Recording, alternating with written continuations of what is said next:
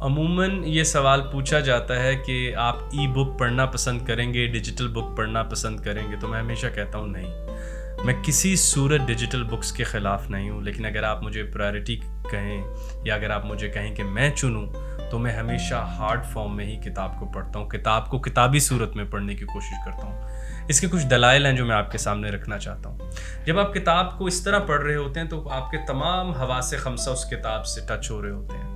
ہر کتاب کے اندر ایک خوشبو ہوتی ہے، کبھی دیمک کی اور کبھی نئے صفحے کی۔ آپ کی آنکھیں اس کو دیکھ رہی ہوتی ہیں، ہاتھ اس کا بھار اٹھا رہے ہوتے ہیں۔ جیسے آپ کسی بچے کا جب انگلی پکڑتے ہیں اور چہرہ آگے ہو تو آپ کو پتہ چل جاتا ہے وہ فلاں بچے کی انگلی ہے، یہ بغیر دیکھے آپ بھانپ لیتے ہیں کہ یہ تو میرا وہ بچہ ہے۔ ایسے ہی کتابوں سے بھی ایک محبت کا رشتہ بڑھ جاتا ہے، ایسے ہی کتابوں سے بھی ایک محبت کا رشتہ بن جاتا ہے کہ آپ چھوتے ہی بتا دیتے ہیں کہ یہ میری وہ والی کتاب ہے اور یہ مجھے بہت عزیز ہے۔ ایسی کتاب کا بھار ہے جو کئی دن آپ کے ساتھ رہتا ہے۔ کنڈل کے میں کسی صورت خلاف نہیں ہوں، لیکن اس میں ایک ہی جگہ پر کتابیں پڑھی ہوتی ہیں، کتابوں کی اپنی کوئی ذاتی شناخت نہیں ہوتی۔ مجھے چلیں یہ دو لے لیں، مجھے بھی بہت پسند ہے ڈسٹوپین ناولز میں یہ بریف ہسٹری آف ٹائم ہے اسٹیفن ہاکنگ کی۔ دونوں کتابوں کی اپنی اپنی خوبصورت شناخت ہے۔ اگر میں کبھی نہ بھی رہا تو یہ میری اگلی نسلوں کو ایسے ہی علیحدہ شناخت کے طور پر ملیں گے اور کہیں گے آؤ ہمیں چھو لو، ہم سے علم حاصل کر لو۔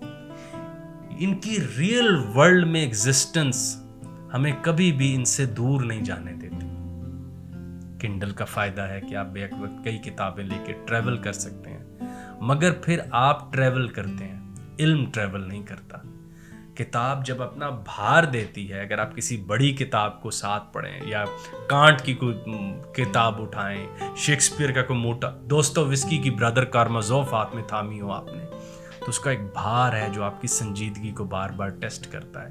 وہ صفحے جب آپ بار بار دیکھ رہے ہوتے ہیں، اور سب سے بڑھ کر ای بک میں جیسے روشنی آپ کی مرضی کے خلاف آنکھوں تک پہنچنے کی کوشش کر رہی ہوتی ہے، ان کتابوں میں آپ خود غور لگا کے صفحے تک، لفظ تک پہنچتے ہیں۔ اسی لیے اپنا رشتہ ان کتابوں سے بحال رکھیں۔ یہ ہماری حواس خمسہ کے ہر حصے کو، ہر حس کو تسکین دیتی ہیں، ہماری آنکھوں کو، ہمارے ہاتھوں کو، اور سب سے بڑھ کے ہمارے ذہن کو، اور پھر ہمارے قلب سے ان کا فائنل رشتہ بن جاتا ہے۔